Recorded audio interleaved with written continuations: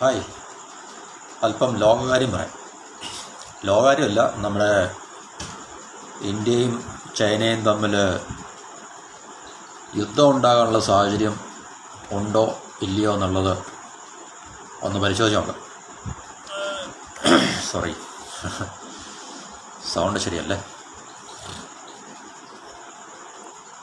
അതായത് ഈ കഴിഞ്ഞ സമയത്ത് വന്ന ഒന്ന് രണ്ട് റിപ്പോർട്ടുകൾ പരിശോധിച്ചാൽ, റിപ്പോർട്ടെന്ന് പറഞ്ഞു കഴിഞ്ഞാൽ റിപ്പോർട്ടെല്ലാം പടിഞ്ഞാറൻ സൈഡിൽ നിന്നാണ് നോർമലി. അതായത് ഈ ബ്രിട്ടീഷ് UK ബേസ്ഡ് ആയിട്ടുള്ളൊരു തിങ്ക് ടാങ്ക് എന്ന് പറയുമ്പം തിങ്ക് ടാങ്കിനെ കുറിച്ച് കൂടുതലൊന്നും എക്സ്പ്ലെയിൻ ചെയ്യുന്നില്ല. അതിൽ അവരുടെ ലക്ഷ്യങ്ങൾ എന്താണെന്നോ അല്ലെങ്കിൽ തിങ്ക് ടാങ്ക് എന്ന് പറഞ്ഞാൽ എന്താണെന്നും. തിങ്ക് ടാങ്ക് അവർ പറയുന്ന basically research, policy research institutes, അങ്ങനെയൊക്കെ ഒരു പുറമേ അങ്ങനെയാണ് സാധാരണ ഈ തിങ്ക് ടാങ്ക്സിനെ കുറിച്ച് അവർ പറയുന്നത്. ഇൻഡിപെൻഡൻറ്റ് ഇൻസ്റ്റിറ്റ്യൂഷൻ എന്ന് പറയും. എവിഡൻസ് ബേസ്ഡ് റിസർച്ച് പബ്ലിക്കേഷൻസ്, അത് പല മേഖലകളെക്കുറിച്ചുണ്ട്. Defence, foreign policy, security, international affairs, international politics, ഇതിനെക്കുറിച്ചൊക്കെ ആയിരിക്കും അവരുടെ പ്രധാനമായിട്ടുള്ള ഏരിയ ഫോക്കസ് എന്ന് പറയുന്നത്. അപ്പോൾ അങ്ങനെയുള്ള ഒരു ബ്രിട്ടീഷ് ബേസ്ഡ് ആയിട്ടുള്ള royal United services institute four defence and security studies ആണ് ഈ തിങ്ക് ടാങ്കിൻ്റെ പേരെന്ന് പറഞ്ഞാൽ. റൂസി എന്ന് പറയുന്നത് RUSI ഇൻ ഷോർട്ട്. അപ്പോൾ അവരുടെ March 6 റിപ്പോർട്ടാണ്. റിപ്പോർട്ട് ഇങ്ങനെയാണ്: war clouds over the Indian horizon. ഇന്ത്യയും പാകിസ്ഥാനും തമ്മിലുള്ള, ഇന്ത്യയും ചൈനയും തമ്മിലാണ്. അപ്പോൾ ഈ റിപ്പോർട്ടിനെ ബേസ് ചെയ്തിട്ട് വേറൊരു വെബ് പോർട്ടലിനാണ് ഇത് യുറേഷ്യൻ ടൈംസ് എന്നും പറഞ്ഞാൽ. അതിൽ ഇതുപോലെ തന്നെ ഈ റിപ്പോർട്ടിനെ ബേസ് ചെയ്തിട്ട് ഒരു ആർട്ടിക്കിൾ വന്നിട്ടുണ്ട്. അത് പറയുന്നത് CPEC, അതായത് ചൈന പാകിസ്ഥാൻ ഇക്കണോമിക് കോറിഡോറാണ്. CPEC threatens second India-China war in eastern Ladakh.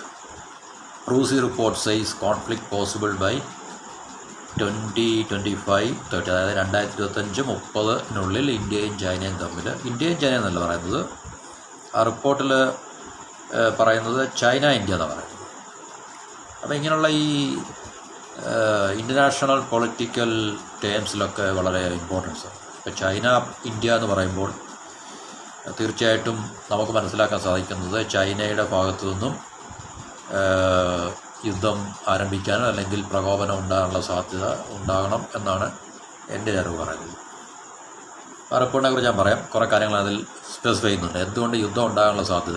ഒരു ബോർഡർ കോൺഫ്ലിക്റ്റ് മാത്രമല്ല, ഒരു അതിർത്തി പ്രശ്നം മാത്രമല്ല. കാരണം അതിന് ഇപ്പം രാജ്യങ്ങൾ തമ്മിലുള്ള യുദ്ധത്തിൻ്റെ ശരിക്കുള്ള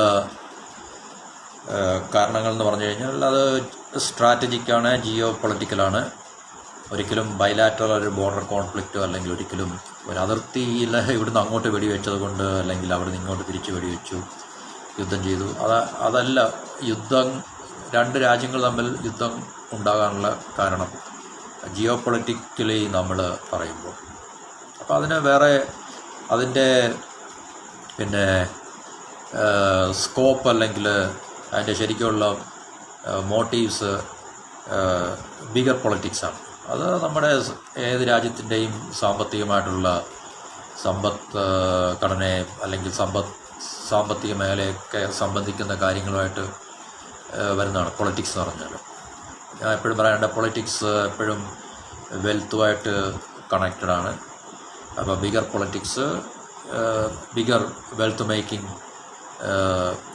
സിസ്റ്റമായിട്ട് കണക്റ്റഡ് ആണ്. അപ്പോൾ അതിപ്പോൾ അമേരിക്ക ഫൈറ്റ് ചെയ്യുന്ന യുദ്ധങ്ങളായാലും, ഇപ്പോൾ റഷ്യ യുക്രൈൻ യുദ്ധങ്ങളായാലും, ഇസ്രായേൽ ഗാസ യുദ്ധമായാലും, എവിടെ നമ്മൾ പഴയ ഗൾഫ് വാർ, നമ്മൾ ഫസ്റ്റ് വേൾഡ് വാർ ആയാലും സെക്കൻഡ് വേൾഡ് വാർ ആയാലും, ഇതെല്ലാം വെൽത്ത്, ഇക്കോണമി, ഇതുമായിട്ട് ബന്ധപ്പെട്ട കാര്യങ്ങളാണ്. പൊളിറ്റിക്സ്, വാർ എന്ന് പറഞ്ഞു കഴിഞ്ഞാൽ പൊളിറ്റിക്സാണ് ശരിക്കും. War is politics, as a different kind of politics ആണ്. ആ പൊളിറ്റിക്സ് എന്തിനു വേണ്ടിയാണെന്ന് വെച്ചാൽ it's for the wealth making objective. ഒന്നുകിലുള്ള വെൽത്തിനെ പ്രിസർവ് ചെയ്യുക, കാത്തു സൂക്ഷിക്കുക, അല്ലെങ്കിൽ കൂടുതൽ വെൽത്ത്. വെൽത്ത് പറഞ്ഞാൽ മറ്റ് സമ്പത്തിൻ്റെ വിഭവങ്ങളുടെ റോ മെറ്റീരിയൽസ്, റിസോഴ്സസ്, വിഭവങ്ങൾ,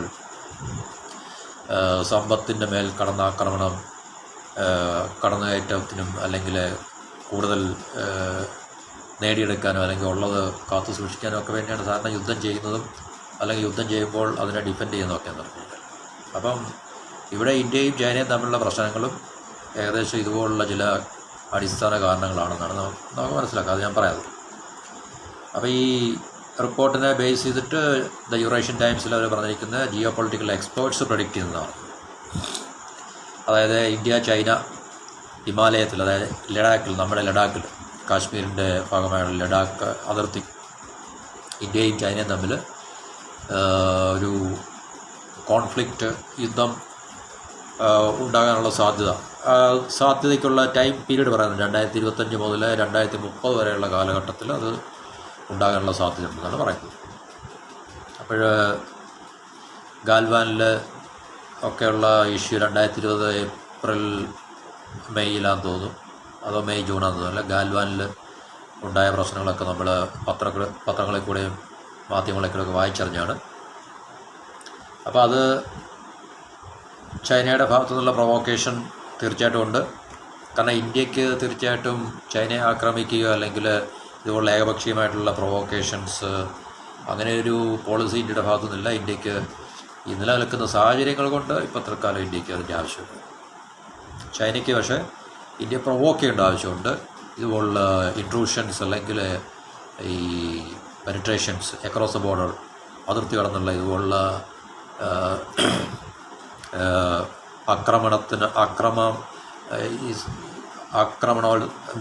ആക്രമിക്കാൻ അവർക്ക് താല്പര്യം കാണിക്കുന്നതിൻ്റെ കാരണം കൃത്യമാണത്. ആ കാരണങ്ങൾ ഞാൻ പറയാം. അപ്പോൾ ചൈന ഈ കഴിഞ്ഞ 2024 അവരുടെ പ്രതിരോധത്തിന് വേണ്ടി ഡിഫൻസ് സ്പെൻഡിങ് 7.2% ഇൻക്രീസ് ചെയ്തെന്ന് പറയുന്നുണ്ട്. അതുപോലെ തന്നെ തായ്വാൻ്റെ വിഷയം നിൽക്കുന്നുണ്ട്. തായ്വാൻ്റെ വിഷയങ്ങൾ നിൽക്കുമ്പോൾ ചൈനയ്ക്ക് ഇന്ത്യ ചൈന ബോർഡറിൽ പ്രശ്നങ്ങളുണ്ട്. തായ്വാനിലുണ്ട്, സൗത്ത് ചൈന സീയിലുണ്ട്, മറ്റു പല രാജ്യങ്ങളായിട്ടും ചൈനയ്ക്ക് ഈ പറഞ്ഞ രീതിയിലുള്ള വിഷയങ്ങൾ നിലനിൽക്കുന്നു എന്നുള്ളത്. പക്ഷേ അതിനകത്തിൽ ഏറ്റവും ക്രിട്ടിക്കലായിട്ടുള്ളത് ഇന്ത്യ ചൈന ബോർഡറിലും അതുപോലെ തന്നെ തായ്വാൻ വിഷയമാണ്. ഓക്കെ, അപ്പോൾ ഈ തിങ്ക് ടാങ്കിൻ്റെ റിപ്പോർട്ടിൽ പറയുന്നത് എന്താണെന്ന് ചോദിച്ചു കഴിഞ്ഞാൽ അതൊന്ന് എക്സ്പ്ലെയിൻ ചെയ്യും. അതിനകത്ത് കൃത്യമായി അവർ പറയുന്നുണ്ട്. കൃത്യമാണെന്ന് ചോദിച്ചു കഴിഞ്ഞാൽ അവരുടെ അസസ്മെൻറ്റിൽ അവർ പറയുന്നത് എന്തുകൊണ്ട് യുദ്ധം ഉണ്ടാകാനുള്ള സാധ്യത ഉണ്ടെന്നുള്ളതാണ്. അപ്പം ലോകം ഇപ്പോൾ കണ്ടുകൊണ്ടിരിക്കുന്ന 2 യുദ്ധമുഖങ്ങൾ, തിയേറ്റർ ഓഫ് വാർ എന്ന് പറയും. 2 യുദ്ധമുഖങ്ങൾ എന്ന് പറഞ്ഞു കഴിഞ്ഞാൽ ഒന്ന് യുക്രൈൻ റഷ്യ, അല്ലെങ്കിൽ റഷ്യ യുക്രൈൻ വാറും, പിന്നെ ഒന്ന് മിഡിൽ ഈസ്റ്റിലെ ഇസ്രായേൽ ഗാസ വാറുമാണ്. അപ്പം അടുത്ത സാധ്യത അവർ പറയുന്നത് അങ്ങനെയാണെങ്കിൽ തീർച്ചയായിട്ടും ഈ ഇന്ത്യ ചൈന ബോർഡറിൽ അയക്കാനുള്ള സാധ്യതയാണ് അവർ ഈ എക്സ്പേർട്സ്, ജിയോ പൊളിറ്റിക്കൽ എക്സ്പേർട്സ് എന്ന് പറയും. എന്നുവെച്ചാൽ അന്താരാഷ്ട്ര ഈ പൊളിറ്റിക്സിനെ കുറിച്ച് പഠിക്കുന്നവരാണ് ജിയോ പൊളിറ്റിക്കൽ എക്സ്പേർട്സ് എന്ന് പറയുന്നത്.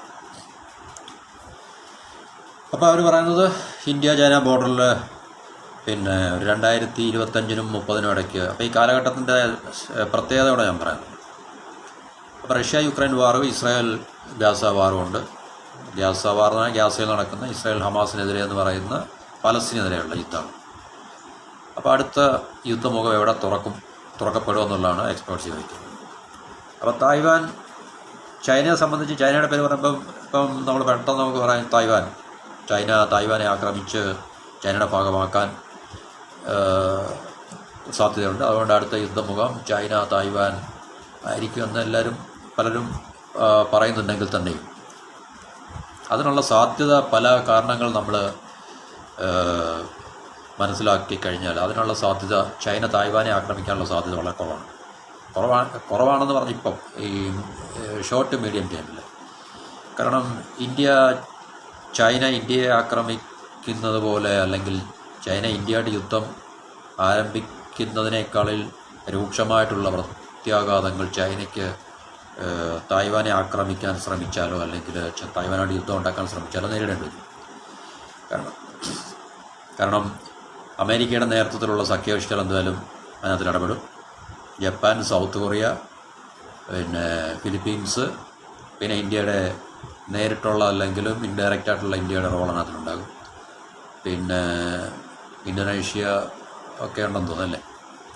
അപ്പോൾ ഇത്രയും രാജ്യങ്ങൾ തീർച്ചയായിട്ടും അതിനകത്ത് ഡയറക്റ്റായിട്ട് പാർട്ടിസിപ്പേറ്റ് ചെയ്യുന്നുള്ളൊരു ഓസ്ട്രേലിയ, ന്യൂസിലൻഡ്. അപ്പോൾ ചൈന തായ്വാനെ ആക്രമിക്കുകയാണെങ്കിൽ തീർച്ചയായിട്ടും ഇത്രയും രാജ്യങ്ങൾ കൊളാബറേറ്റ് ചെയ്ത് ചൈനയ്ക്കെതിരെ പടനീക്കം നടത്താനുള്ള അല്ലെങ്കിൽ ഒരു ഒരു അലയൻസ് ഉണ്ടാക്കി ചൈനയെ നേരിടാൻ സാധ്യത വളരെയധികമാണ്. അപ്പോൾ അതുകൊണ്ട് ചൈന തായ്വാനെ ആക്രമിക്കാനുള്ള സാധ്യത അല്ലെങ്കിൽ തൽക്കാലം അവരത് പോസ്റ്റ്പോൺ ചെയ്യാനുള്ള സാധ്യതയാണ് വളരെ കൂടുതൽ.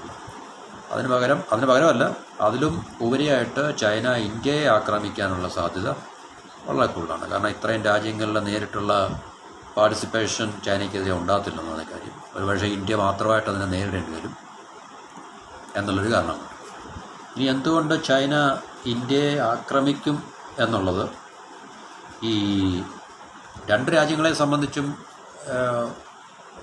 രണ്ട് കാഴ്ചപ്പാടാണ്. ലഡാക്ക് എന്നുള്ളത് ലഡാക്ക് ഈ പറഞ്ഞ ലൈൻ ഓഫ് ആക്ച്വൽ കൺട്രോൾ എന്നുള്ള ഇന്ത്യ ചൈന ബോർഡറിനെ വിളിക്കുന്നത്. പാകിസ്ഥാനായിട്ട് നമ്മൾ ലൈൻ ഓഫ് കൺട്രോൾ പറയും, LOC പറയും. ചൈനയായിട്ട് നമ്മൾ ലൈൻ ഓഫ് ആക്ച്വൽ കൺട്രോളാണ്, LOAC ആണ്.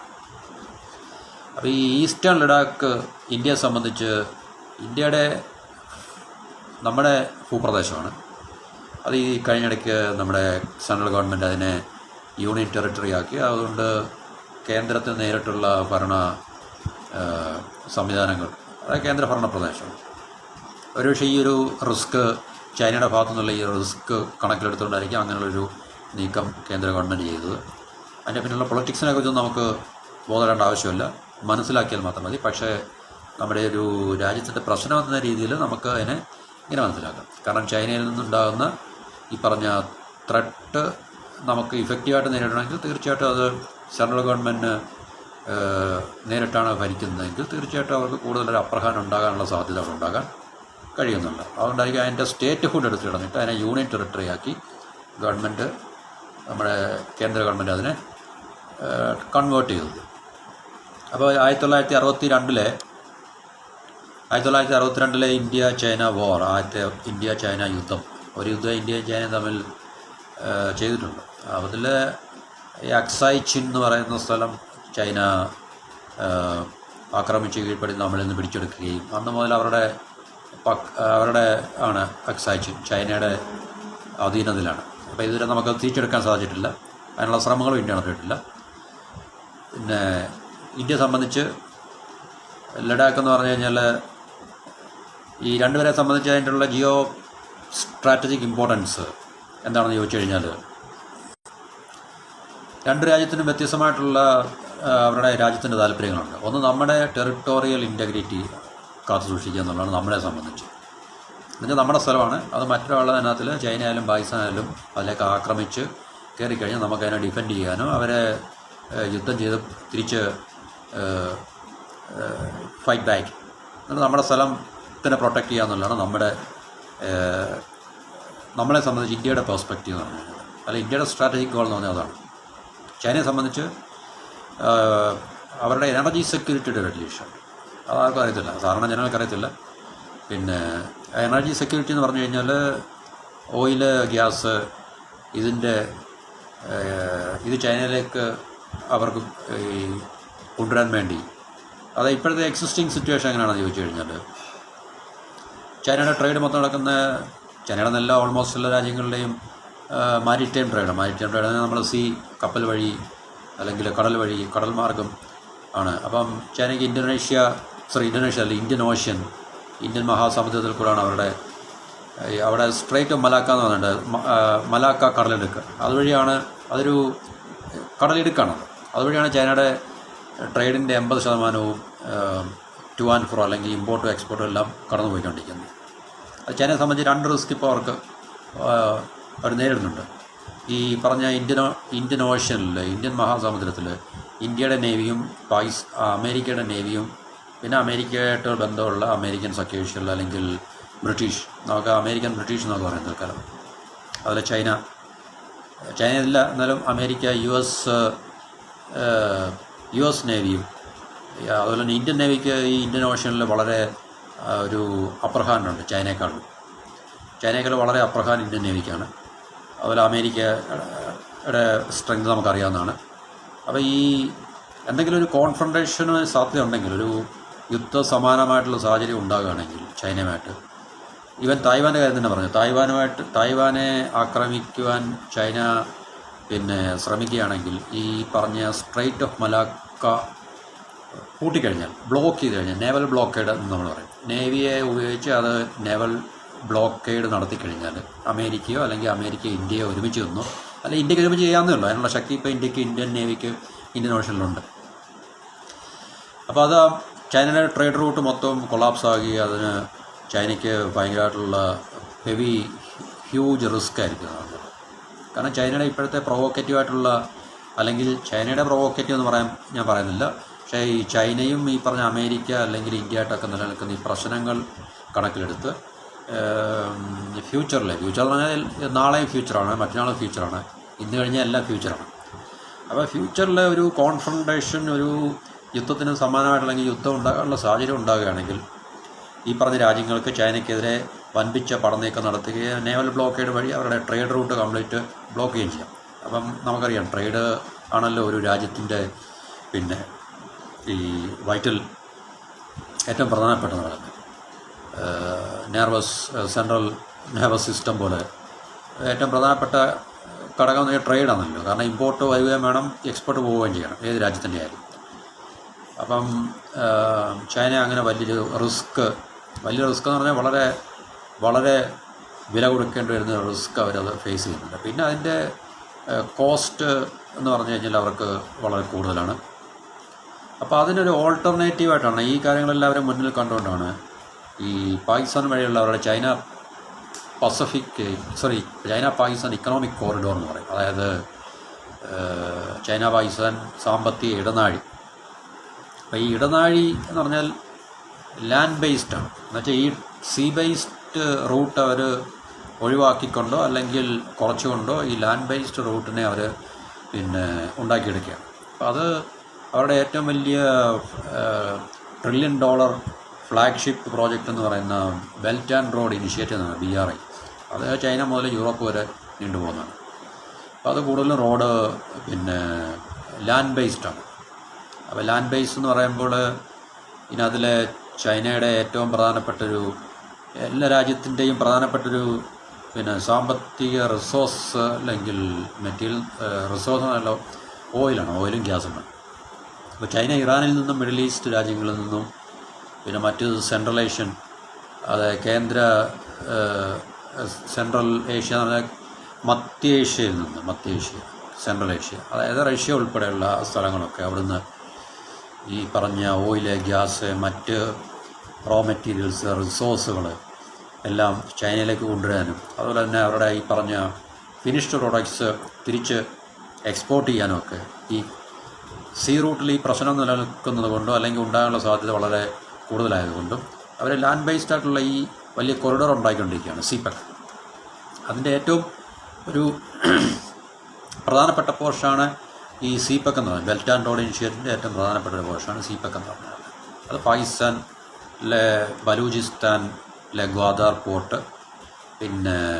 ഇന്ത്യയുടെ പ്രധാനമായിട്ടുള്ള പ്രശ്നം എന്താണെന്ന് വെച്ച് കഴിഞ്ഞാൽ, നമ്മുടെ കാശ്മീർ പാകിസ്ഥാൻ്റെ ഇരിക്കുന്നു, പാകിസ്ഥാൻ ഒക്കുപൈഡ് കാശ്മീർ. അപ്പോൾ അവരുടെ ഈ CPEC ഈ പറഞ്ഞ POK കൂടെയാണ് വരുന്നത്. POK എന്ന് പറഞ്ഞാൽ ഇന്ത്യ പറയുന്നത് ഇന്ത്യയുടെ സ്ഥലമാണെന്നാണ് പറയുന്നത്, നമ്മൾ പറയുന്നത് നമ്മുടെ സ്ഥലമാണ്. അപ്പോൾ നമ്മുടെ സ്ഥലമായിട്ടുള്ള പാകിസ്ഥാൻ കൈവശപ്പെടുത്തിയിരിക്കുന്ന കാശ്മീരിൽ ഈ CPEC എന്ന് പറയുന്ന സാമ്പത്തിക ഇടനാഴി വലിയ റോഡും ഇൻഫ്രാസ്ട്രക്ചറും ഓയിൽ പൈപ്പ് ലൈനും ഗ്യാസ് പൈപ്പ് ലൈനും ഒക്കെ ആണ് ഇടനാഴി എന്ന് പറയുന്നത്. അപ്പോൾ അത് ഈ പറഞ്ഞ പാകിസ്ഥാൻ ഒക്കുപൈഡ് കാശ്മീരിൽ കൂടെയാണ് കടന്നു വരുന്നത്. അത് ഇന്ത്യക്ക് ഒട്ടും സ്വീകാര്യമല്ല, ഇന്ത്യ അതിനെ ഒട്ടും അംഗീകരിക്കത്തില്ല. അപ്പോൾ ഇന്ത്യ ഒട്ടും അംഗീകരിക്കാത്തതുകൊണ്ട് ഇന്ത്യക്ക് അതിൽ വളരെ പ്രതിഷേധമുണ്ട്. ഇന്ത്യ അതിനെ വേണ്ട രീതിയിൽ അതിനെ പ്രതിരോധിക്കാനുള്ള സംവിധാനങ്ങൾ അല്ലെങ്കിൽ ശ്രമങ്ങളെല്ലാം നമ്മുടെ കേന്ദ്ര സംവിധാനങ്ങൾ ചെയ്യുന്നുണ്ട്. അത് പല രീതിയിലാണ്. ഇപ്പോൾ ബലൂചിസ്ഥാനിലൊക്കെ നമ്മൾ കാണുന്ന അവിടെ നിത്യേന കാണുന്ന പ്രശ്നങ്ങളുണ്ട്. അതായത് പാകിസ്ഥാൻ ആർമിക്കെതിരെയും ചൈനയുടെ അസറ്റ്സ് ഈ പറഞ്ഞ ഇൻഫ്രാസ്ട്രക്ചറിനെതിരെയൊക്കെ ഈ കഴിഞ്ഞ ദിവസം അവിടെ പാകിസ്ഥാൻ്റെ നേവൽ ബേസിൽ, ഗോദ്വാറിലെ നേവൽ ബേസിലൊക്കെ എന്തോ ബലൂചിസ്ഥാൻ ലിബറേഷൻ ആർമി അത് ഏറ്റെടുക്കുകയും ചെയ്തു. അവരുടെ ആക്രമണമൊക്കെ അവിടെ നിത്യേന സംഭവിച്ചുകൊണ്ടിരിക്കുന്ന പ്രശ്നമാണ് ഈ പറഞ്ഞത്. അപ്പോൾ ബലൂചിസ്ഥാനിൽ കൂടെയാണ് ഈ പറഞ്ഞ സീപെക്ക് വരുന്നത്. അത് പിന്നെ വന്നിട്ട് നമ്മുടെ പാകിസ്ഥാൻ ഓക്കുപൈഡ് കാശ്മീരിലുള്ള ഗിൽജിത്തിൽ കൂടെ വന്നിട്ട് ചൈനയുടെ കാഷ്ഗർ എന്ന് പറഞ്ഞാൽ അങ്ങനെയുള്ളൊരു കാഷ്ഗർ, അവിടെയാണ് അതിൻ്റെ ടെർമിനസ് വന്ന് അവസാനിക്കുന്നത്. അത് ഷിൻജിയാങ് എന്ന് പറഞ്ഞ ചൈനയുടെ പ്രോവിൻസ് ഉണ്ട്. പ്രോവിൻസ് പറഞ്ഞാൽ പ്രദേശം, നമ്മുടെ സംസ്ഥാനം പോലോ അല്ലെങ്കിൽ ജില്ല പോലോ ഒരു പ്രദേശം എന്നാണ് പ്രോവിൻസ് എന്ന് പറയുന്നത്. വെസ്റ്റേൺ പ്രോവിൻസാണ് ചൈനയുടെ പടിഞ്ഞാറുണ്ട്. അപ്പോൾ ഈ പറഞ്ഞ ക്രൂഷ്യൽ എനർജി ഇൻഫ്രാസ്ട്രക്ചറെല്ലാം വന്ന് അവസാനിക്കുന്ന അവിടെയാണ്. എവിടുന്ന് മിഡിൽ ഈസ്റ്റിൽ നിന്നും സെൻട്രൽ ഏഷ്യയിൽ നിന്നൊക്കെ വന്നിട്ട് പാകിസ്ഥാനിൽ കൂടെ വന്ന് ഈ പാകിസ്ഥാൻ ഓക്കുപൈഡ് കാശ്മീരിൽ കൂടെ വന്നിട്ട് ഈ പറഞ്ഞ ഷിൻജിയാങ് പ്രവിശ്യയിലുള്ള കാഷ്ഗർ എന്ന് പറഞ്ഞ സ്ഥലത്തൊന്നാണ് ഈ പറഞ്ഞ ഇൻഫ്രാസ്ട്രക്ചർ എല്ലാം എനർജി കോറിഡോർ അവസാനിക്കുന്നതാണ്. അപ്പം ചൈനയെ സംബന്ധിച്ച് ഇത് വളരെ പ്രധാനപ്പെട്ട ഒരു സാധനമാണ്. ഇന്ത്യയെ സംബന്ധിച്ച് നമ്മുടെ പാകിസ്ഥാൻ ഓക്കുപൈഡ് കാശ്മീർ കൂടാണ് ഈ പറഞ്ഞ സീപെക്ക് പോകുന്നത്. പിന്നെ അത് ഇന്ത്യക്ക് അതൊരു ഡിസ്പ്യൂട്ടഡ് ലാൻഡ് ആയതുകൊണ്ട് തീർച്ചയായിട്ടും പാകിസ്ഥാൻ അത് ഈ പറഞ്ഞ കാര്യങ്ങൾക്ക് വേണ്ടി അങ്ങനെ ഉപയോഗിക്കാൻ പറ്റത്തില്ലല്ലോ. അതിപ്പോഴും അതൊരു ഡിസ്പ്യൂട്ടഡ് ലാൻഡാണ്, അത് സെറ്റിലായിട്ടില്ല. അപ്പോൾ ഇന്ത്യ ക്ലെയിം ചെയ്യുന്നത് ഇന്ത്യയുടെ ഭാഗമാണെന്നും പാകിസ്ഥാനിന് മറ്റൊരു ക്ലെയിമുമാണ്. പക്ഷേ പാകിസ്ഥാൻ ചെയ്യുന്നത് ചൈനയായിട്ട് ഉള്ള അവരുടെ പിന്നെ സഹകരണം കണക്കിലെടുത്ത് ഈ പ്രദേശത്തുകൂടി ഈ സീപെക്ക് കടന്നു പോകാൻ വേണ്ടി ഉള്ള വർക്കുകളോ അല്ലെങ്കിൽ ഇൻഫ്രാസ്ട്രക്ചർ ഡെവലപ്മെൻറ്റൊക്കെ നടന്നുകൊണ്ടിരിക്കുകയാണ്. പക്ഷേ ഇന്ത്യ സമ്മതിക്കത്തില്ല. അപ്പോൾ ഇന്ത്യയുടെ ബോൺ ഓഫ് കണ്ടൻഷൻ അതാണ്. അപ്പോൾ ഇതിനനുസരിച്ച് U S department of defence, അതായത് DOD, അവരുടെ ഡിഫൻസ് ഡിപ്പാർട്ട്മെൻറ്റ് പിന്നെ 2023 ഒരു റിപ്പോർട്ടെന്ന് പറയുന്നത് ഈ അവരുടെ അത് ചൈനയുടെ ഈ സീപെക്ക് എന്തുകൊണ്ട് അവർ പിന്നെ സീപെക്ക് എന്ന് പറഞ്ഞു കഴിഞ്ഞാൽ ഈ ബെൽറ്റ് ആൻഡ് റോഡ് ഇനിഷ്യേറ്റീവ് എന്തുകൊണ്ട് അവർ ആരംഭിച്ചു, അല്ലെങ്കിൽ അതിനുള്ള പിന്നെ $60 ബില്യൺ പ്രോജക്റ്റാണെന്ന് കേട്ടോ. 60 ബില്യൺ അല്ലെങ്കിൽ അത് കൂടുതലും, മിനിമം 60 ബില്യൺ അങ്ങനെ ഉണ്ടെന്ന് തോന്നുന്നു. $60 ബില്യൺ പ്രോജക്റ്റാണത്. അപ്പോൾ അതെന്തുകൊണ്ട് അവർ ഇതിനു വേണ്ടിയുള്ള അതിനെ ഫാസ്റ്റായിട്ട് അവർ എക്സിക്യൂട്ട് ചെയ്തെന്ന് ചോദിച്ചു കഴിഞ്ഞാൽ ഈ പറഞ്ഞ കാര്യങ്ങളാണ്. എനർജി റിസോഴ്സ്, ഈ പറഞ്ഞ ഇന്ത്യൻ ഓഷ്യനിൽ സ്ട്രെയിറ്റ് ഓഫ് മലാക്ക സ്ട്രെയിറ്റ് മാത്രമല്ലാതെ വേറെ ഒത്തിരി കുറേ 4, 5, 6 ഒക്കെ ചോക്ക് പോയിൻറ്റ്സ് ഉണ്ട്. ഈ ചോക്ക് പോയിൻറ്റ്സ് എല്ലാം ഇഫക്റ്റീവായിട്ട് ചൈനയുടെ പിന്നെ ചൈനയ്ക്കെതിരെ അമേരിക്കയ്ക്കും ഇന്ത്യയ്ക്കും ഒരുമിച്ച് നിന്നോ അല്ലെങ്കിൽ അവർക്ക് സിംഗിൾ ഹാൻഡഡ്ലി ഒറ്റയ്ക്ക് നിന്നോ അവർക്കിതെല്ലാം ബ്ലോക്ക് ചെയ്യാൻ കഴിയുന്നത് കൊണ്ട് ആ റിസ്ക് ഒഴിവാക്കാൻ വേണ്ടിയാണ് ചൈന ഇങ്ങനൊരു പ്രോജക്റ്റിന് മുതിരുന്നത്. അപ്പോൾ ഈ പ്ലാൻ റൂട്ട് എന്ന് പറഞ്ഞു കഴിഞ്ഞാൽ അത് ബലൂചിസ്ഥാനിലുള്ള സിറ്റി ഓഫ് ഗ്വാദാർ പോർട്ട് സിറ്റിയാണ്. അവിടെ വന്നിട്ട് മിഡിൽ ഈസ്റ്റിൽ നിന്നും ഇറാനിൽ നിന്നും മിഡിൽ ഈസ്റ്റിൽ നിന്നും ഒക്കെ ഉള്ള ഞാൻ പറഞ്ഞ സെൻട്രൽ ഏഷ്യയിൽ നിന്നൊക്കെയുള്ള ഓയിൽ ഗ്യാസൊക്കെ വന്നിട്ട് ഗ്വാദാർ പോർട്ടിൽ വന്നിട്ട് പിന്നെ അത് പിന്നെ ഈ പാകിസ്ഥാൻ ഓക്കുപൈഡ് കാശ്മീരിലുള്ള പാകിസ്ഥാൻ ഓക്കുപൈഡ് കാശ്മീർ എന്നാണ് നമ്മൾ, പക്ഷേ ഇതിനകത്ത് എഴുതിയിരിക്കുന്നത് പാകിസ്ഥാൻ അഡ്മിനിസ്ട്രേറ്റ് കാശ്മീർ എന്നാണ് കേട്ടോ. വളരെ ഡൈലൂട്ട് ചെയ്താണ് ഇരിക്കുന്നത്. പാകിസ്ഥാൻ ഓക്കുപ്പൈഡ് എന്നുള്ളതാണ് ഇരിക്കുന്നത്. ഓക്കുപ്പൈഡ് എന്ന് പറഞ്ഞാൽ അത് ആക്രമിച്ച് കൈവശപ്പെടുത്തിയിരിക്കുന്നു. ഓക്കുപ്പൈഡ് ഇത് അഡ്മിനിസ്ട്രേറ്റ് എന്നാണ്, അതിൻ്റെ ഭരണം, പാകിസ്ഥാൻ ഭരണം നടത്തുന്ന കാശ്മീർ എന്നാണ് ഇതിനകത്ത് പറഞ്ഞിരിക്കുന്നത്. ഇത് ബ്രിട്ടീഷ് ബേസ്ഡ് ആണ്, അതുകൊണ്ടായിരിക്കും അവർ, കാരണം അവരൊക്കെ പാകിസ്ഥാനോട്ട് വളരെ ഒത്തിരി ഫേവർ കാണിക്കുന്ന രാജ്യങ്ങളാണ് ഈ പറഞ്ഞിട്ടുള്ളത്, ചൈനയോടൊക്കെ. അപ്പോൾ ഈ ഗിൽജിത്ത് ബാൾട്ടിസ്ഥാൻ അങ്ങനെയാണ് പറഞ്ഞ സ്ഥലം, അതായത് നമ്മുടെ പാകിസ്ഥാൻ ഓക്കുപൈഡ് കാശ്മീരിലുള്ളതാണ്. അവിടുന്ന് കൂൻജറ പാസിൽ വന്നിട്ട് അതെവിടെ വന്ന് പാകിസ്ഥാനിലായിരിക്കും. അപ്പോൾ which is a sole transit point connecting Pakistan with okay. അപ്പോൾ ഈ പറഞ്ഞ കൂൻജറ പാസ് ആണ് ചൈനയുടെ കാഷ്ഗർ ടെർമിനസുമായിട്ട് പാകിസ്ഥാനെ കണക്ട് ചെയ്യുന്ന ഒരു ട്രാൻസിറ്റ് പോയിൻ്റ് എന്ന് പറഞ്ഞിട്ട്. അപ്പോൾ ഇത് തീർച്ചയായിട്ടും ബലൂചിസ്ഥാൻ പിന്നെ നമ്മുടെ പാകിസ്ഥാൻ ഓക്കുപൈഡ് കാശ്മീരിൽ കൂടെ ചൈനയിൽ ചെന്നെത്തുകയാണ്. അപ്പം ചൈനയ്ക്ക് ഇതൊരു ദശാബ്ദമെങ്കിലും എടുക്കും ഇത് കംപ്ലീറ്റ് ചെയ്യാൻ. ഒരു ദശാബ്ദം എന്ന് പറഞ്ഞാൽ ഇപ്പം 2024 10 വർഷം 2034 എങ്കിലും ആകും ഈ പ്രോജക്റ്റ് കംപ്ലീറ്റ് ചെയ്യാൻ. അപ്പോൾ അതുകൊണ്ട് ഈ പ്രോജക്റ്റ് കംപ്ലീറ്റ് ചെയ്യുന്നത് വരെ ചൈനയ്ക്ക് സീ റൂട്ട് അല്ലെങ്കിൽ മാരിടൈം റൂട്ട്, കടൽ മാർഗമുള്ള റൂട്ടിനെ അവരുടെ എക്സ്പോർട്ട് ഇമ്പോർട്ടിന് വേണ്ടി അവർക്ക് ആശ്രയിക്കേണ്ടി വരും എന്ന് പറയും. അപ്പോൾ ഇന്ത്യ നേരിടുന്നൊരു പ്രശ്നം എന്ന് പറഞ്ഞു കഴിഞ്ഞാൽ, അപ്പോൾ ഈ 2025-30 കാലഘട്ടം പറയുന്നു, അത് ആ കാലഘട്ടത്തിൻ്റെ പ്രത്യേകത എന്താണെന്ന് വെച്ച് കഴിഞ്ഞാൽ 2027 ആകുമ്പോഴത്തേക്ക് ചൈനയുടെ ഈ പ്രതിരോധ മേഖലയുടെ 3 ഘട്ടങ്ങളായിട്ടുള്ള ആധുനികവൽക്കരണത്തിൻ്റെ, അതായത് 3 ഫേസ് മോഡേണൈസേഷനിൽ ഫസ്റ്റ് ഫേസ് 2027 കൂടി അവസാനിക്കും. അപ്പോഴത്തേക്ക് ചൈന ഒരു ഗ്ലോബൽ മിലിറ്ററി പവറായി തീരും എന്നുള്ളൊരു അസസ്മെൻറ്റ് പൊതുവെ സെക്യൂരിറ്റി എക്സ്പേർട്സ് പറയുന്നുണ്ട്. സ്ട്രാറ്റജിക് എക്സ്പേർട്സ് അല്ലെങ്കിൽ ഇൻ്റർനാഷണൽ സെക്യൂരിറ്റി എക്സ്പേർട്സ് പറയുന്നുണ്ട്. ചൈന അതിലേക്ക് വൻപിച്ച ഇൻവെസ്റ്റ്മെൻറ്റ് നടത്തുന്നുണ്ട്. ടെക്നോളജി ബേസ്ഡ്, AI ബേസ്ഡ്, അങ്ങനെ വ്യത്യസ്തമായിട്ടുള്ള മേഖലകളിൽ വൻപിച്ച മോഡേണൈസേഷനും അല്ലെങ്കിൽ ടെക്നോളജിക്കൽ അഡ്വാൻസ്മെൻറ്റും എല്ലാം ചൈന തീർച്ചയായിട്ടും നേടിക്കൊണ്ടിരിക്കുകയാണ്. അപ്പോൾ 2027 ആകുമ്പോഴത്തേക്കാണ് ഫസ്റ്റ് ഫേസ് മോഡേണൈസേഷൻ്റെ ഫസ്റ്റ് ഫേസ് അവസാനിക്കും. ആ ഫസ്റ്റ് ഫേസ് അവസാനിക്കുന്നതോടുകൂടി ചൈന ഒരു വലിയൊരു മിലിറ്ററി അല്ലെങ്കിൽ പ്രതിരോധ ഒരു ഫൈറ്റിംഗ് ഫോഴ്സായി മാറും. അവർക്ക് ഒരു ഗ്ലോബൽ സ്കെയിൽ അല്ലെങ്കിൽ ഗ്ലോബിൻ്റെ ഏത് ഭാഗത്തും ചെന്നിട്ട് അവർക്ക് ഫൈറ്റ് ചെയ്യാൻ കഴിയുന്നൊരു ഇപ്പോഴത്തെ US മിലിറ്ററി പോലെ അല്ലെങ്കിൽ വെസ്റ്റേൺ മിലിറ്ററിയുടെയൊക്കെ സമാനമായിട്ടുള്ള. അപ്പോൾ ഇപ്പോൾ ചൈനയുടെ സ്കോപ്പും റേഞ്ചൊക്കെ വളരെ കുറവാണല്ലോ. കാരണം ഈ ഒരു കാലഘട്ടത്തിലെ അവരുടെ മോഡേണൈസേഷൻ കഴിയുമ്പോഴത്തേക്ക് തീർച്ചയായിട്ടും അവരുടെ ഈ ഒരു പവർ അക്വയർ ചെയ്യും. അപ്പോൾ ചൈന അതിനുവേണ്ടി കാത്തിരിക്കാതിരിക്കാം എന്നാണ് പറയുന്നത്. അതുകൊണ്ടാണ് ഈ 2025 മുതൽ 30 വരെയുള്ള കാലഘട്ടത്തിനുള്ളിൽ ഏത് സമയത്തും ചൈന ഇന്ത്യയെ ആക്രമിക്കാം എന്ന് പറയുന്നത്. അപ്പോൾ 27 ശേഷം തീർച്ചയായിട്ടും അല്ലെങ്കിൽ 27 ഈ ചൈനയ്ക്ക് ഇന്ത്യയെ ആക്രമിക്കാനുള്ളൊരു പൂർണ്ണമായിട്ടുള്ള ആത്മവിശ്വാസം കൈവരിക്കും. കാരണം അത് അവരുടെ മിലിറ്ററി മോഡേണൈസേഷൻ്റെ ഫസ്റ്റ് ഫേസ് കംപ്ലീറ്റ് ആകും എന്നാണ് അതിനകത്ത് പറയുന്നത്. അപ്പോൾ ഈ ചൈനയെ സംബന്ധിച്ച് ഈ എന്തുകൊണ്ട് ഇന്ത്യയെ ആക്രമിക്കാൻ ഇന്ത്യയെ ആക്രമിക്കുക എന്നുള്ളത് ചൈനയുടെ ഒരു ആവശ്യമാണ് എന്നുള്ളതോട് പറയുന്നുണ്ട്.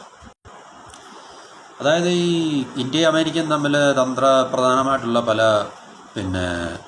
സഹകരണങ്ങളും അല്ലെങ്കിൽ ഈ അതായത് ഡിഫൻസ് കോർപ്പറേഷൻ വളരെ ശക്തി പ്രാപിച്ചുകൊണ്ടിരിക്കുന്ന ഒരു സമയങ്ങളാണ്. അത് നമുക്ക് സാധാരണ ആൾക്കാർക്ക് അറിയാത്തതിനേക്കാൾ അപ്പുറം വളരെയധികം മുൻപോട്ട് ആ ബന്ധം ശക്തമായിട്ടുണ്ട്. കാരണം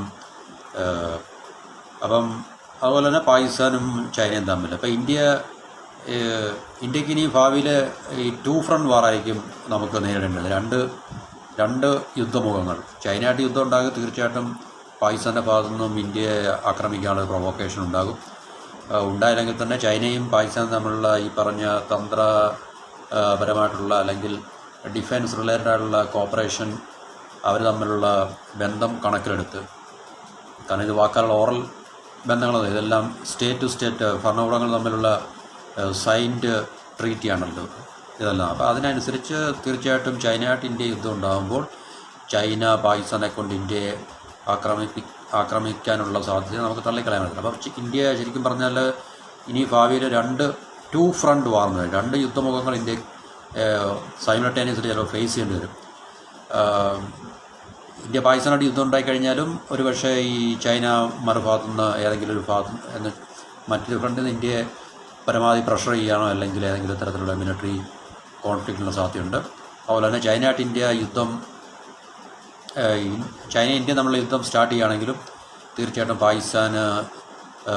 ഇന്ത്യ പാകിസ്ഥാൻ ബോർഡറിൽ പാകിസ്ഥാനെ അതിലേക്ക് അവർ ഡ്രാഗ് ചെയ്യാനുള്ള സാധ്യതയുണ്ട്. അപ്പോൾ ഇന്ത്യ എന്തായാലും 2 ഫ്രണ്ട് വാർ നേരിടാനുള്ള സാധ്യത കണക്കിലെടുത്താണ് ഇന്ത്യയുടെ എല്ലാ നീക്കങ്ങളും ഇപ്പോൾ നടക്കുന്നതാണ്.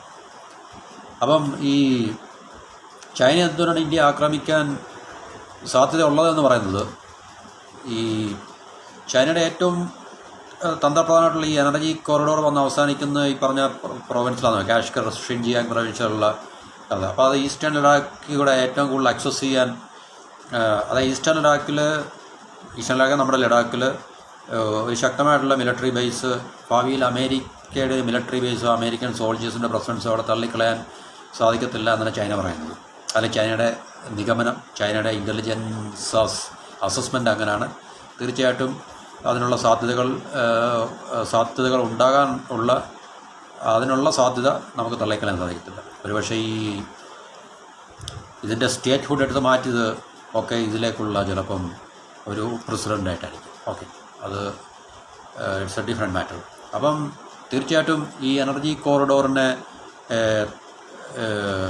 ആക്രമിക്കാനോ അല്ലെങ്കിൽ സബട്ടാഷ് ചെയ്യാൻ, അട്ടിമറിക്കാനോ ഒക്കെ ഇന്ത്യ ഒന്നുകിൽ ഇന്ത്യ അതിന് കാര്യമായിട്ടുള്ള ശക്തി പ്രാപിച്ചു കഴിഞ്ഞാൽ, അല്ലെങ്കിൽ ഇന്ത്യ അമേരിക്ക തമ്മിലുള്ള കൊളാബറേഷൻ വഴി അമേരിക്കയുടെ സപ്പോർട്ടോടുകൂടി ഇന്ത്യക്ക് ഈ പറഞ്ഞ ചൈനയുടെ ഈ എനർജി കോറിഡോറിനെ ആക്രമിക്കാനുള്ള സാധ്യത വളരെ കൂടുതലാണെന്നാണ് ചൈന കരുതുന്നത്. അപ്പോൾ അതിനൊരു മുൻകരുതലായിട്ട്, അതിനൊരു പ്രിയംറ്റീവായിട്ട് ഇന്ത്യയെ ആക്രമിച്ച് ഈ ലഡാക്കിൻ്റെ നല്ലൊരു ഭാഗം പിടിച്ചെടുത്തിട്ട് അക്സാച്ചിനോട് അവർ അത് കൂട്ടിയോജിപ്പിച്ച് അവരുടെ കയ്യിൽ ആക്കുകയാണെങ്കിൽ ഈ ഒരു വലിയൊരു ത്രെട്ട് അവർക്ക് ഒഴിവാക്കാൻ സാധിക്കും എന്നുള്ളൊരു പെർസ്പെക്റ്റീവ് ചൈനയുടെ ഭാഗത്തുനിന്നുണ്ട്. അതുകൊണ്ടാണ് ചൈന ഇങ്ങനെ ഇന്ത്യയെ പ്രൊവോക്ക് ചെയ്ത് ഈ ഇതുപോലുള്ള പിന്നെ ഒരു യുദ്ധം ഉണ്ടാകാൻ സാധ്യതയുണ്ട്, അല്ലെങ്കിൽ യുദ്ധത്തിന് ഒരുങ്ങിക്കോളും എന്നുള്ള സന്ദേശം നമുക്ക് തന്നുകൊണ്ടിരിക്കുന്നത് ഇതുകൊണ്ടായിരിക്കാം എന്നാണ് പറയുന്നത്. അതായത് ചൈന പറയുന്നത്, അല്ല ചൈനയുടെ സ്ട്രാറ്റജിക്ക് തന്ത്രപരമായിട്ടുള്ള കാഴ്ചപ്പാടെന്ന് പറഞ്ഞാൽ നമ്മുടെ ഈ pipe lines must be outside the effective military reach of hostile powers എന്നാണ് പറയുന്നത്. ഹോസ്റ്റൈൽ പവേഴ്സ് എന്ന് വെച്ചാൽ നമുക്കെതിരായിട്ടുള്ള ശക്തികളുടെ, അപ്പോൾ ശക്തികളെന്ന് പറയുമ്പോൾ തീർച്ചയായിട്ടും ഇന്ത്യ അമേരിക്ക ആയിരിക്കും ഉദ്ദേശിക്കുന്നത്. അപ്പോൾ ഈ പറഞ്ഞ നമ്മുടെ എതിരാളികളായിട്ടുള്ള ഈ ശക്തികളുടെ സ്ട്രൈക്കിംഗ് പവറിൽ അവർക്ക് നമ്മളെ ആക്രമിക്കാൻ പറ്റാത്തതിനപ്പുറത്തായിരിക്കണം നമ്മുടെ ഈ എനർജി പൈപ്പ് ലൈൻ എന്നാണ് ചൈന പറയുന്നത്. അപ്പം ഈ പൈപ്പ് ലൈൻ അതിന് വെളിയിലയക്കണമെങ്കിൽ തീർച്ചയായിട്ടും ഇപ്പോഴത്തെ സാഹചര്യത്തിൽ നമ്മുടെ ലഡാക്ക് വെച്ചിട്ട് നമുക്ക് ഈ പറഞ്ഞ അവരുടെ ഈ എനർജി കോറിഡോർ, ഈ പറഞ്ഞ കാഷ്ഗർ റീജിയനും ഷിൻജിയാങ് പ്രോവിൻസൊക്കെ ഇന്ത്യയുടെ സ്ട്രൈക്കിംഗ് ഡിസ്റ്റൻസിലാണ്. ഇന്ത്യക്ക് അവിടെ അത് തീർച്ചയായിട്ടും നമ്മുടെ മിലിറ്ററി പവറിൻ്റെ കപ്പാസിറ്റിയുടെ ബൗണ്ടറീസിന് നമുക്കതിനകത്ത് റീച്ച് ചെയ്യാൻ പറ്റും. നമ്മുടെ മിസൈൽ ഉണ്ടോ, റോക്കറ്റ് ഉണ്ടോ, അല്ലെങ്കിൽ നമ്മുടെ ഫൈറ്റർ കപ്പാസിറ്റി ഉണ്ടോ, ഫൈറ്റർ പ്ലെയിൻസിൻ്റെ കപ്പാസിറ്റി ഉണ്ടോ.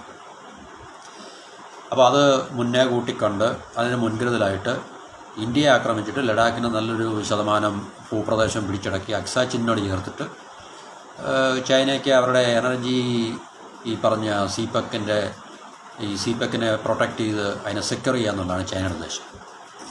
പക്ഷേ ഇന്ത്യയെ സംബന്ധിച്ച് ചൈനയെ ആക്രമിക്കാനുള്ള സാധ്യതകളൊന്നും ഇന്ത്യ അങ്ങോട്ട് അങ്ങനെയുള്ള മെസ്സേജുകളൊന്നും ഇന്ത്യ കൊണ്ടിട്ടില്ല. നമ്മൾ ഏകപക്ഷീയമായിട്ട് ചൈനയെ ആക്രമിക്കുമെന്നോ അല്ലെങ്കിൽ അതിനുള്ളൊരു അങ്ങനെയുള്ളൊരു മൂവ്മെൻറ്റോ അല്ലെങ്കിൽ ആക്ടിവിറ്റി ഒന്നും ഒരു ടെൻഡൻസി ഒന്നും നമ്മൾ കാണിക്കുന്നുണ്ട്. പക്ഷേ ചൈനയ്ക്കറിയാം പണി കിട്ടാനുള്ള സാധ്യത സമീപ ഭാവിയിൽ പണി കിട്ടാനുള്ള സാധ്യത വളരെയധികം ഉണ്ട്. കാരണം ഇന്ത്യ അമേരിക്കൻ അതുപോലുള്ള മൂവ്മെൻറ്റ്സും കൊളാബറേഷൻസും പിന്നെ തന്ത്രപരമായിട്ടുള്ള നീക്കങ്ങളൊക്കെ ചെയ്യുന്നുണ്ട്. എന്നിട്ട് അവരുടെ വലിയ രാജ്യമായതുകൊണ്ട് അവരുടെ സ്റ്റേറ്റ് ഇൻ്റലിജൻസ് തീർച്ചയായിട്ടും ഇതൊക്കെ അറിയാൻ പറ്റുമായിരിക്കും. നമ്മുടെ മാധ്യമങ്ങളിലൊന്നും എല്ലാത്തിനെക്കുറിച്ചുള്ള റിപ്പോർട്ടുകൾ നമുക്ക് കാണാനും കേൾക്കാനും സാധിക്കത്തില്ലെങ്കിൽ തന്നെയും വളരെ ഹിഡനായിട്ടുള്ള സീക്രട്ടീവായിട്ടുള്ള മൂവ്മെൻറ്റ്സ് എന്താണെന്ന് നമുക്ക് മനസ്സിലാക്കാൻ സാധിക്കത്തില്ല. പക്ഷേ തീർച്ചയായിട്ടും ഈ തന്ത്രപരമായിട്ടുള്ള പല മൂവ്മെൻറ്റ്സും ഇന്ത്യയുടെ ഭാഗത്തുനിന്നും ചൈനയുടെ ഭാഗത്തുനിന്നും അമേരിക്കയുടെ ഭാഗത്തുനിന്നൊക്കെ നടക്കുന്നുണ്ട് എന്നുള്ളതിൻ്റെ ഉത്തമ ഉദാഹരണം അല്ലെങ്കിൽ ദൃഷ്ടാന്തമാണ് ഇതുപോലുള്ള റിപ്പോർട്ടുകൾ നമുക്ക് പറയാം. കാരണം ഇതുപോലുള്ള കാര്യങ്ങൾ സസൂക്ഷ്മം വാച്ച് ചെയ്യുന്ന ആൾക്കാരാണ് ഇത് എഴുതുന്നത്. പക്ഷേ അവർക്ക് ചില ഭാഗത്തേക്ക് അവർക്ക് പ്രതിപത്തി ഉള്ളതുകൊണ്ട് ഇപ്പോൾ ഇന്ത്യയോട് ഫേവർ കാണിക്കുന്നവർ ഇന്ത്യ സപ്പോർട്ട് ചെയ്ത് എഴുതും, ചൈനയോട് ഫേവർ കാണിക്കുന്നവർ ചൈന സപ്പോർട്ട് ചെയ്ത് എഴുതും. ന്യൂട്രൽ സ്റ്റാൻഡ് ഉണ്ടെങ്കിലും നമുക്കതിനകത്ത് അറിയാൻ പറ്റും നമുക്ക്. ഇപ്പോൾ ഇതിനകത്ത് ഞാൻ പറഞ്ഞത് പാകിസ്ഥാൻ അഡ്മിനിസ്ട്രേഡ് കാശ്മീർ എന്ന് പറഞ്ഞിട്ടുണ്ട്. ശരിക്കും പറഞ്ഞാൽ പാകിസ്ഥാൻ ഒക്കുപ്പൈഡ് കാശ്മീർ എന്നാണ് ഇന്ത്യയുടെ വേർഷൻ. അപ്പോൾ പാകിസ്ഥാൻ അഡ്മിനിസ്ട്രേഡ് കാശ്മീർ എന്ന് പറഞ്ഞിട്ടുണ്ടെങ്കിൽ തീർച്ചയായിട്ടും അവർ പാകിസ്ഥാനോട് ഫേവർ കാണിക്കുന്നുണ്ടാവും. അപ്പോൾ ഇന്ത്യയെ സംബന്ധിച്ച് ഇത് ഇന്ത്യയുടെ ഒരു ടെറിട്ടോറിയൽ ഇൻറ്റഗ്രിറ്റിയുടെ പ്രശ്നമാണ്. അപ്പോൾ ഇതിൻ്റെ ഹിസ്റ്ററിയൊക്കെ നമുക്കറിയാം. 1962 ഇന്ത്യ ചൈന യുദ്ധം ഉണ്ടായി. ആ യുദ്ധത്തിൽ അവർ ലഡാക്കിൻ്റെ തന്നെ ഭാഗമായിരുന്നില്ല അക്സാച്ചിൻ അവർ പിടിച്ചടക്കുകയും അന്ന് മുതൽ ഇന്നുവരെ അത് അവരുടെ കൈവശമാണ്. ഇന്ത്യ അത് തിരിച്ചെടുക്കാൻ ഒരു ശ്രമവും ഇതുവരെ നടത്തിയിട്ടില്ല എന്നും പറയുന്നു. പിന്നെ ഞാൻ നേരത്തെ പറഞ്ഞ പോലെ തന്നെ ഇന്ത്യ നേരിടാൻ പോകുന്ന ഏറ്റവും വലിയ പ്രശ്നം എന്ന് പറഞ്ഞാൽ ചൈന അവരുടെ മോഡേണൈസേഷൻ പൂർത്തീകരിക്കുമ്പോഴത്തേക്ക് ഇന്ത്യയും ചൈനയും തമ്മിലുള്ള മിലിറ്ററി പവറിലുള്ള വ്യത്യാസം വളരെ കൂടുതലായിരിക്കും ചൈനയ്ക്ക് ഫേവറായിട്ട്. അതിനകത്ത് പറയുന്നത് അസിമെട്രിക് ബാലൻസ് ഓഫ് പവർ. കാരണം നമുക്കത് കൃത്യമായിട്ട് മനസ്സിലാക്കാൻ സാധിക്കും. വളരെ സിമ്പിളാണ്. കാരണം ഇന്ത്യയും ചൈനയും തമ്മിലുള്ള സാമ്പത്തിക സമ്പദ് വ്യവസ്ഥയുടെ ശക്തിയിൽ തന്നെ വ്യത്യാസങ്ങളുണ്ടല്ലോ. കാരണം ഇന്ത്യയുടെ സമ്പദ് വ്യവസ്ഥയുടെ എത്ര മടങ്ങാണ്? 3 ട്രില്യൺ 5 15 6 ഒരു 7 മടങ്ങോളം വലിപ്പം ഇന്ത്യയെക്കാളിലും ചൈനയ്ക്കുണ്ട് സാമ്പത്തിക മേഖലയിൽ. എന്ന് പറഞ്ഞാൽ നമ്മുടെ GDP 3 ട്രില്യൺ ആണെങ്കിൽ അവരുടെ ഏകദേശം 19, 20 അല്ലെങ്കിൽ 21 ട്രില്യണൊക്കെ ആകും. അപ്പോൾ തന്നെ അവിടെ 3 × 7 7 ടൈംസ് നമ്മളെക്കാൾ ബിഗറാണ്. അപ്പോൾ തീർച്ചയായിട്ടും അവർക്ക് കൂടുതൽ റിസോഴ്സ് ഡിഫൻസിന് വേണ്ടി, ഇൻവെസ്റ്റ്മെൻറ്റ് കൂടുതൽ ഡിഫൻസിന് വേണ്ടി അവർക്ക് സ്പെൻഡ് ചെയ്യാനും കഴിയും. അതൊരു ലോജിക്കൽ ഫാക്റ്റാണ്. അപ്പോൾ അതുകൊണ്ട് തന്നെ പ്രത്യേകിച്ച് അവരുടെ മോഡേണൈസേഷൻ വളരെ റാപ്പിഡ് സ്കെയിൽ നടക്കുന്നതുകൊണ്ട് 2027 ആകുമ്പോഴത്തേക്ക്, 27 എന്ന് പറയുമ്പോൾ പ്രിസൈസ് അല്ല, ചിലപ്പോൾ 27 മുമ്പ് 26 അല്ലെങ്കിൽ ചിലപ്പം